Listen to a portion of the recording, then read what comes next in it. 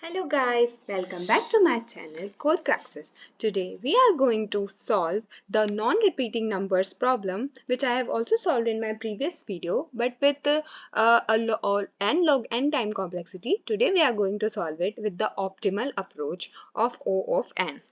Okay, so let us begin. First of all, whenever we are trying to optimize our code, the first thing that should come into our mind is the observation.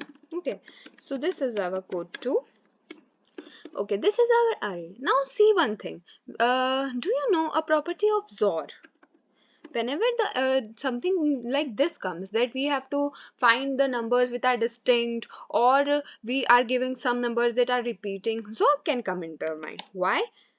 Why XOR? Because XOR has a property that x XOR of x equal to 0. Do you remember this? Yes, now you do. And x XOR of 0 is x again. So using these two property, we will solve the problem. Suppose in our array, what will happen that 1 XOR of 1 will become 0, 2 XOR of 2 will become 0, and the only element will be remaining will be 3 XORed 4. Whatever it is, we don't know. Okay. Oh, we know we can solve it in binary implementation, but just I'm trying to explain you this. Okay, so this is our part. That means at least we have removed the elements which are redundant to us, that are the repeating elements. Now what we can do, we can have a variable x which will contain the XOR of 3 and 4, right? The elements which are distinct. Another important observation is that suppose the binary representation of a number is 1 1 0 0 and another number is 1 1 1 1. Okay, then the XOR of these two elements will be what? Let us see. The XOR will be 0 0 1 and 1. Do you again observe some important thing in XOR? It is that it is always 1 only when the two numbers are distinct. That is, when one is 1 or another is 0, then only it is a 1. Or else if they are the same, suppose another element is 0 and 0, then also it will be 0. So this means that the XOR has a property that it has 1 in int whenever the elements are different, and hence we will exploit this property also. Do you remember how we find RSB, or the rightmost significant bit? Yes, we do. It is found by the formula x and minus of naught, or naught of minus x. This gives us the RSB, and hence what we will do, we can find any bit. Suppose in this we can find any bit, but why are we finding the rightmost significant bit? Because it will be having 1 and it will in the XOR. Like suppose this is our x, so it will have 1 in the XOR and it will have two different elements in this. So we will divide our entire array on the basis of these two significant digits group. Like one group will contain 0 in it, and other group will contain 1 at this position, right? And then if you see carefully, suppose I had 1 1 and 3 in one group and 2 2 and 4 in another, then what will happen?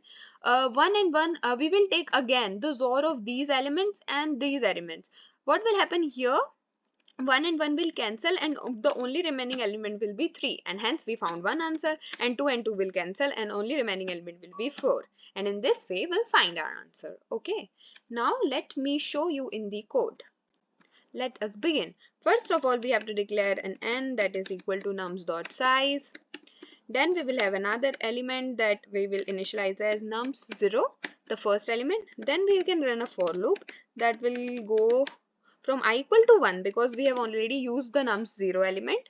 Then x will be nothing but nums I XORed by x only. We are taking the XOR of the entire array. Then we can take two elements, x1 equal to 0, x2 equal to 0. What we will do now, we will find the rightmost set bit by using the same formula which we discussed, x and naught of x minus 1. This is the formula. Sorry, I may have written wrong here. It is, maybe this formula also works, but I am comfortable with this one, so hence this. And now what I will do, I'll again run the loop from int I equal to 0 to n I plus plus, and I will do x1 equal to, no, first of all I have to check if x and rsb, no, not x, if nums I and rsb equal to 1. I mean to say that if these two elements are having 1 at their at the position, then what I'll do x1 equal to x1 XORed of nums I. Okay, in this way I am grouping in group 1. This is my group 1 elements, and similarly else I will do x2 equal to x2 XORed of nums I, and this will be my group 2 elements. And hence at last, since the group 1 and group 2 elements are having only one distinct element, and hence my answer will be contained in x1 and x2. At last, since we have to return it in increasing order, yeah, so we will make another check. If x1 is less than x2, then only we will return x1 x2,